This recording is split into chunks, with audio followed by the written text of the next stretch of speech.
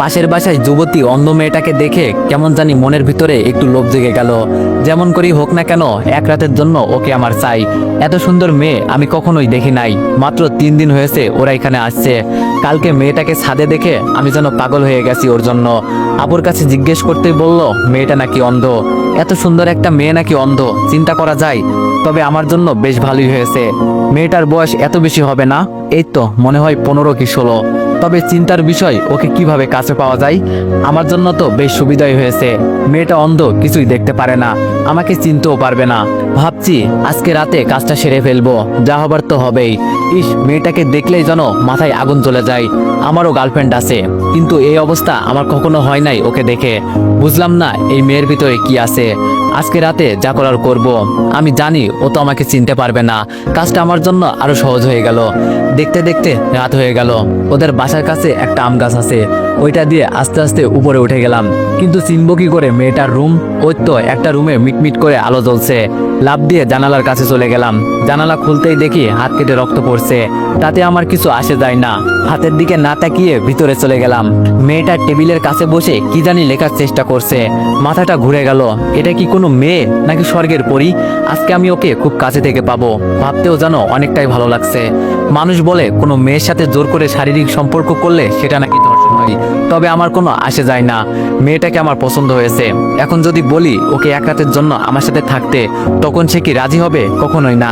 তাই আমার পথ আমাকেই অবলম্বন করতে হবে।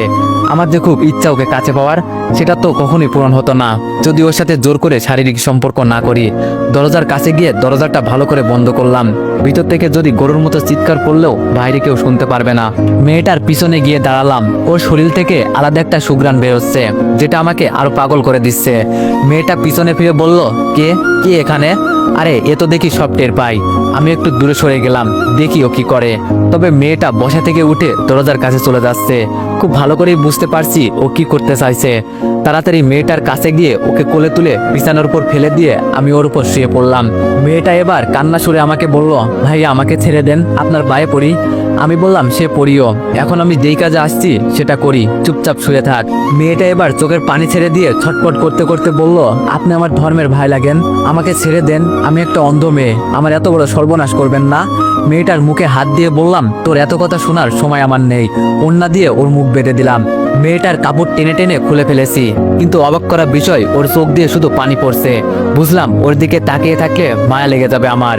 আমি আমার মতো কাজ করতে লাগলাম। সব শেষ করে উঠে টি শার্ট গায়ে দিতে দিতে ওর মুখের বাঁধন খুলে দিলাম। শোয়া থেকে উঠেই মেয়েটা পায়ে লাথি দিয়ে আমাকে দূরে ফেলে দিল। কুত্তার বাচ্চা, আমাকে অন্ধ পেয়ে ধর্ষণ করলি না? এর ফল তুই পাবি। কেন করলি আমার সাথে এটা? দেশে কি কমে ছিল রে? আমি উঠে ওর চুল ধরে বললাম, চুপ কর। আর বিশেষ করে তোকে আমার প্রথম দেখাতেই খুব পছন্দ হয়ে গেছে, তাই আমার মন যা চাইছে আমি তাই করছি। আর আমি জানি তুই অন্ধ, আমার কিছুই হবে না। মেয়েটা আমার পুরো মুখটা হাত দিয়ে দেখতে লাগলো। আমি ওর হাত দূরে সরিয়ে বললাম, একটা পিল খেয়ে নিস। বিছানায় হালকা হালকা দাগ আছে। জানালা দিয়ে বের হয়ে পিছনে তাকিয়ে দেখি মেয়েটা বিছানা থেকে উঠতে গিয়ে মেঝেতে পড়ে গেল। বুঝতে পারছি ওর উপর বেশি অত্যাচার করে ফেলেছি। তবে যাই হোক, আমার মনের আশা তো আজকে পূরণ হয়েছে। আস্তে আস্তে জানালা দিয়ে রুমে আমার প্রবেশ করলাম। এত এত খুশি লাগছে আজকে বলার বাইরে। যা চেয়েছি তাই পেয়েছি। বক্সেরে দুমদাম নাচতে শুরু করলাম। মনের খুশি যেন ধরে রাখতে পারছি না। আমি যখন এই মেয়েটাকে কাছে চাইবো তখনই পাবো। ইস, কি যে ভালো লাগছে। আমার দেখা প্রথম কোনো সুন্দরী মেয়ের সাথে আজকে শারীরিক সম্পর্ক করলাম। আহা, কি আনন্দ আকাশে বাতাসে।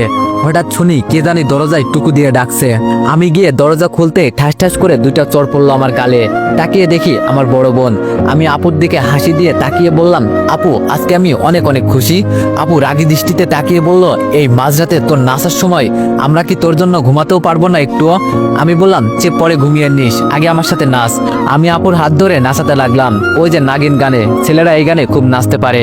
রুমে পড়ে থাকা লাঠিরা দিয়ে আপু ইচ্ছে মতো আমাকে মারতে লাগলো। একটু পর আম্মু আব্বু সব ভাইয়া রুমে চলে আসলো। আমি আম্মুর কাছে গিয়ে দাঁড়িয়ে বললাম, তোমার মেয়ে আমাকে মারছে, দেখছো আম্মু? আপু আমার দিকে তেড়ে এসে বলল, তোরে মারবো না তো কি আদর করব? জানো আম্মু তোমার ছেলে কি করেছে? এই মাঝরাতে বক্সে গান ছেড়ে নাচানাচি করছে, তাও আবার আমাকে বলে নাচতে। বাবা রাগী দৃষ্টিতে তাকিয়ে বলল, কিরে দীপু, মাঝরাতে এটা কি শুরু করলি? আম্মু বলল, বাবা কি হয়েছে হঠাৎ তোর? আমি খুশি মনে বললাম, আম্মু আজকে আমি অনেক খুশি, যা চেয়েছি তাই পেয়েছি। ভাইয়া আমার দিকে তাকিয়ে বলল, দেখ দীপু, এই মাঝরাতে আমরা কেউ তোর নাটক দেখতে আসি নাই, যা গিয়ে ঘুমা, এই খুশিতে আত্মরা হলে হবে না, সকালে এই খুশি প্রকাশ করিস। আমি আপুর দিকে তাকিয়ে বললাম, ডাইনি কথাকার, দেখে নিব তোরে। আপু বলল, তবে রে। আমি আম্মুর থেকে সরে গিয়ে বললাম, আয় দেখি সাহস থাকলে। বাবা ধমক দিয়ে বলল, এই তোরা যার যার রুমে যা, আর দীপু চুপচাপ ঘুমা গিয়ে। আমি মাথা নিচু করে বললাম, সবাই চলে গেলে শুধু আপু দাঁড়িয়ে আছে। আমি বললাম, আপু চল না একটু ড্যান্স করি। আপু চোখ লাল করে চলে গেল। যাক বাবা, কি এমন করে ফেলেছি আমি? দরজা লাগিয়ে বিছানায় শুয়ে আছি, তবে বারবার মেয়েটার মায়াবী দৃষ্টি আমার সামনে ভেসে উঠছে। আপনি আমার ধর্মের ভাই লাগেন, এই কথাটা সবসময় কানের কাছে বাজছে। আমি কি কোনো ভুল করেছি? আরে না না, আমি আবার কি ভুল করব? ও তো অন্ধ একটা মেয়ে, আমার আবার কি করবে? যখন মন চাইবে ওকে ব্যবহার করব। কিন্তু আমি তো এতটা খারাপ ছিলাম না। ওকে দেখার পর কেমন যেন ভিতরে হিংস্র পশুটা জেগে উঠেছে। সত্যি ওর মতো মেয়েই হয় না, আমারও তো গার্লফ্রেন্ড আছে, তবে ওকে দেখে এতটা কাছে টানে না। ওর সাথে কখনো এসব করি নাই, আজকে প্রথম এই মেয়ের সাথে। ওকে কালকে দেখার পর থেকে ভিতরে কেমন কেমন জানি চলছিল, মন চাইছে যেন মেয়েটার ভিতরে ঢুকে যাই। ইস কি সুন্দর মেয়ে, মাথায় এখনো আগুন জ্বলছে। হঠাৎ বাইরে কিসের জানি শব্দ হলো, দরজা খুলতেই পাশের বাসার চিৎকার চেঁচামেচির আওয়াজ শুনতে পারলাম। হয়তো জেনে গেছে যে ওর মেয়ের সাথে কেউ শারীরিক সম্পর্ক করেছে। তবে আমার কি, আমার কাজ আমি সেরে ফেলেছি। হঠাৎ পিছন থেকে আপু বলল, কি হয়েছে রে দীপু? এইসব কান্না চিৎকার চেঁচামেচির আওয়াজ কোথা থেকে আসছে? আমি বললাম, এখন যাবি? সকালে যাই, এত রাতে যাওয়া ঠিক হবে না। আপু আমার দিকে রাগী দৃষ্টিতে তাকিয়ে বলল, আরে বোকা, বিপদ কি আর বলে আসে, কখন কার কি হয়? আপু আমার হাত ধরে বাইরে নিয়ে গেল। এখন আমার ভয় করছে, যেন ধরা পড়ে না যায়। বুকের ভেতরটা মুচড়ে উঠলো, বুকটা 3 ইঞ্চি ফাঁক হয়ে সমুদ্রের ঢেউয়ের মতো লাফাতে লাগলো। কলিং বেল বাজাতেই আপুর বয়সী একটা মেয়ে দরজা খুলে দিল। আপু জিজ্ঞেস করলো, কি হয়েছে ভিতরে? মেয়েটা কান্না করতে করতে বলল, আমাদের বাড়ির ছোট মেয়েকে কে জানি আজকে রাতে ধর্ষণ করেছে। আপু বলল, রিয়াকে নাকি? মেয়েটা আপুর দিকে তাকিয়ে বলল, আমি ভয়ে কোনো কথা বলছি না, শুধু আপুর সাথে দাঁড়িয়ে আছি, আর বুকের ভেতরটা কেঁপে উঠছে বারবার।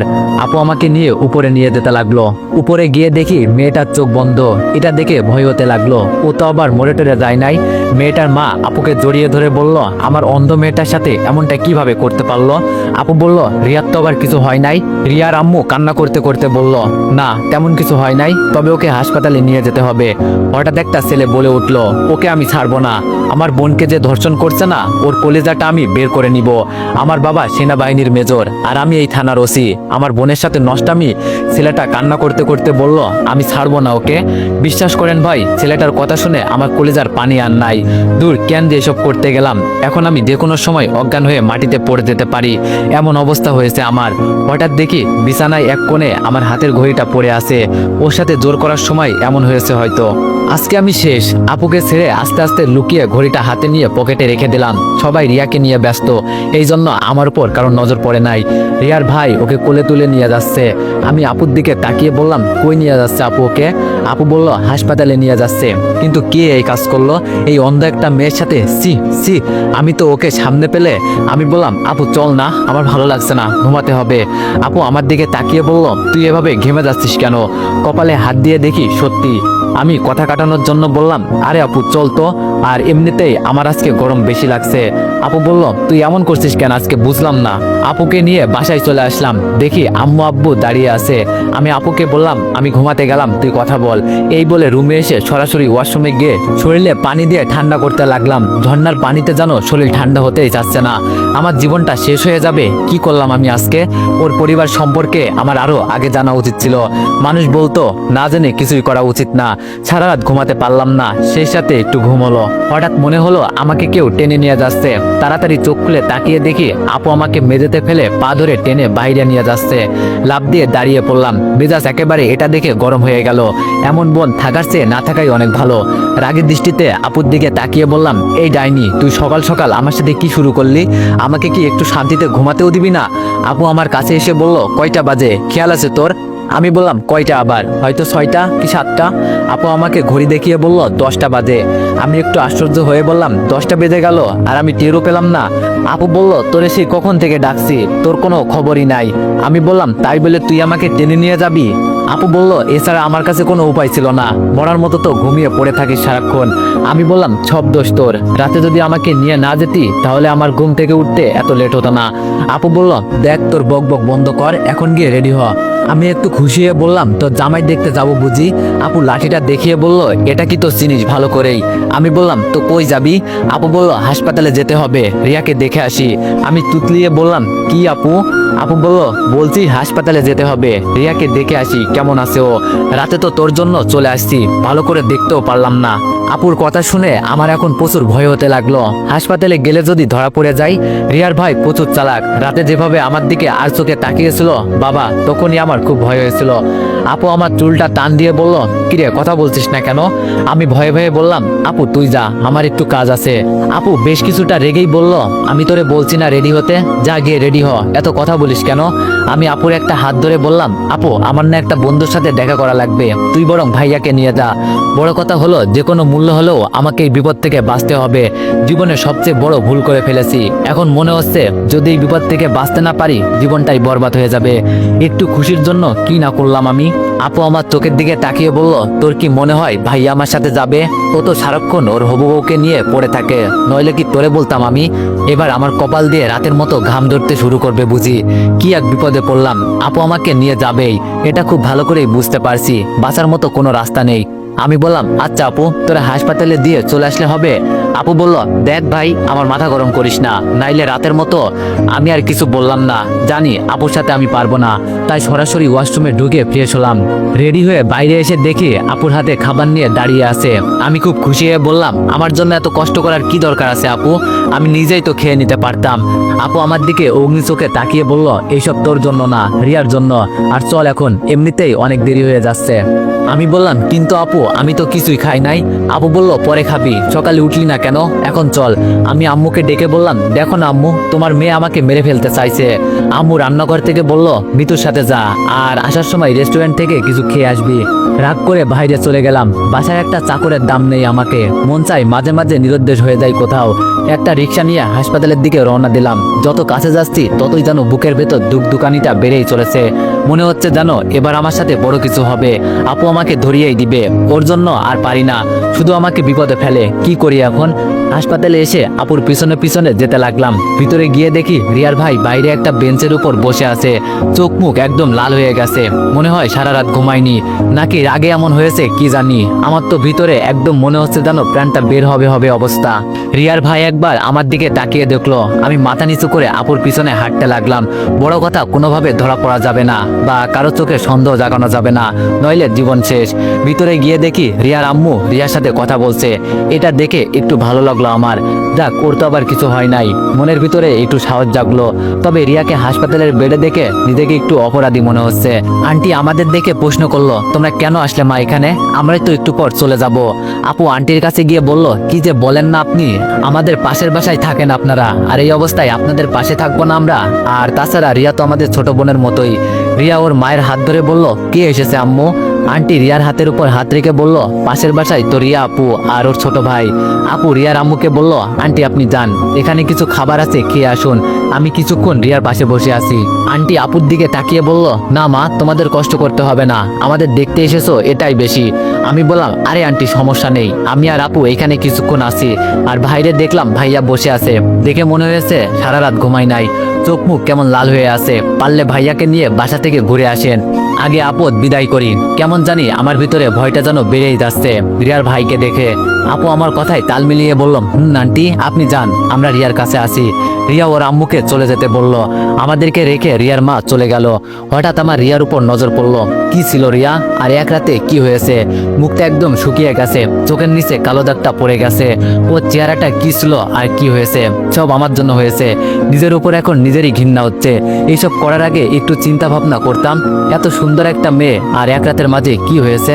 আপু গিয়ে রিয়ার পাশে বসলো। রিয়ার আপুর হাতটা ধরে বলল, ভালো আছেন আপু? আপু রিয়ার হাতটা মুঠোই করে বলল, তোমার এই অবস্থা দেখে কিভাবে ভালো থাকি বলো? কি করে তোমার সাথে এমনটা করতে পারলো?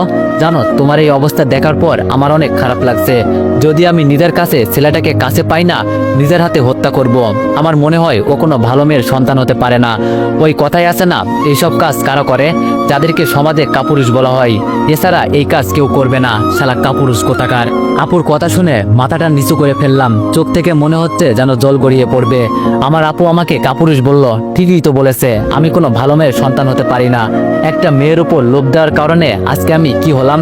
সমাজের মানুষের কাছে আমি একজন ধর্ষণকারী সেজে গেলাম। ওই রাস্তায় বেড়ানো কুকুর আর আমার মাঝে কোনো পার্থক্য নেই। এখন মনে হচ্ছে ওরা মাঝে মাঝে খালি রাস্তায় কোনো মেয়ে পেলেই যেন ছিঁড়ে ছিঁড়ে খায়। আমার আর ওদের মাঝে তো এখন মনে হচ্ছে কোনো পার্থক্যই নেই। ছি, নিজের উপর এখন ঘৃণা হচ্ছে। রিয়া মৃত অপর হাত ধরে কান্না করতে করতে বলল, জানেন আপু, আমার অনেক ইচ্ছা ছিল, সব শেষ করে দিয়েছে। আপু রিয়ার চোখের পানি মুছে দিয়ে বলল, কান্না করিও না, সব ঠিক হয়ে যাবে। এসব নিয়ে আর চিন্তা করিও না। এখন বলো তোমার কি ইচ্ছা ছিল, আমাকে বলো, আমি সব পূরণ করব। রিয়া মিথ্যা একটা হাসি দিয়ে বলল, খুব ইচ্ছা ছিল কোনো স্কুলের শিক্ষক হব। স্কুলের ছোট ছোট ছাত্রদের সাথে আমি খেলাধুলা করব, ওদের নিয়ে মজা করব। কখনো যে আমার সাথে এমন কিছু হবে আমি ভাবতেও পারি নাই। আমার সব স্বপ্ন ভেঙে দিয়েছে আপু। আমার কাছে এখন আর তেমন কিছুই নাই। আপু রিয়াকে মিথ্যা একটা আশ্বাস দিয়ে বলল, আরে বোকা মেয়ে, এসব নিয়ে চিন্তা করো কেন? মনে করো এটা একটা অ্যাক্সিডেন্ট ছিল, ভুল করে এসব হয়ে গেল। আমি জানি তুমি সব পারবে। যখন সুস্থ হবে আমার কাছে আসবে, আমি তোমাকে পড়াবো। তোমার স্বপ্ন আমি ভেসে দিতে দিব না। রিয়া আপুর কথায় একটা হাসি দিয়ে বলল, আপনি খুব ভালো আপু। তো এখন বলো তোমার কেমন লাগছে? রিয়া বলল, এই তো আপু, অনেকটা ভালো। তবে রাতের কথা চিন্তা করলে আপু মনটা চায় আত্মহত্যা করি। আমার সবকিছু যেন শেষ হয়ে গেছে। রিয়া আবার কান্না করে দিল। আপু বলল, আমি বলছি না এইসব নিয়ে চিন্তা করো না, সব ঠিক হয়ে যাবে। রিয়া আপুর হাতটা ছেড়ে দিয়ে বলল, জানেন আপু, রিয়া আমার সাথে এইসব করেছে। আমার তাকে শুধু একবার সামনে থেকে অনুভব করার খুব ইচ্ছা আছে। তাকে শুধু একটা প্রশ্ন করব, এই অন্ধ মেয়েটার সাথে এমনটা না করলে কি হতো না? ওকে একবার সামনে পেলে বলবো, জানেন, একটা অন্ধ মেয়ের পৃথিবীতে আলো দেখার মতো ক্ষমতা তার নেই। নিজের আপন মা ভাইদের দেখতে পারে না, কাউকে নিজের চোখে দেখে একটু আনন্দ পাবো সেটাও পারি না। আপনাদের মতো আমরা কোনো বড় বড় পার্টি দেখে মজা পাই না, কারণ আমরা যে অন্ধ। এই দুনিয়াতে আলো দেখার ক্ষমতা উপরওয়ালা আমাদের দেয় নাই। একটা অন্ধ মেয়ের অনেক স্বপ্ন থাকে, অনেক স্বপ্ন ছিল আমার বুকে, ভাবছিলাম এগুলো পূরণ করব। তার আগেই আপনি আমার সব স্বপ্ন শেষ করে দিলেন। জানেন আপু, ও আমার এই অন্ধ হওয়ার সুযোগটা নিয়েছে। আমাকে বলে গেছে, তুই তো আর দেখতে পারিস না। তো এভরিওয়ান, তোমরা অনেকেই দেখতেছি গল্পটিতে বাজে মন্তব্য করতেছো। তো তোমাদেরকে বলি, ফার্স্ট পার্ট দেখেই কেউ বাজে মন্তব্য করবেন না। আগে পুরো গল্পটি শুনুন, তারপর না হয় যা ইচ্ছা তাই করেন। আর শেষ পর্যন্ত শুনে যদি গল্পটি ভালো না লাগে তাহলে আমাকে আনফলো প্লাস আনসাবস্ক্রাইব করে দিয়েন। ধন্যবাদ।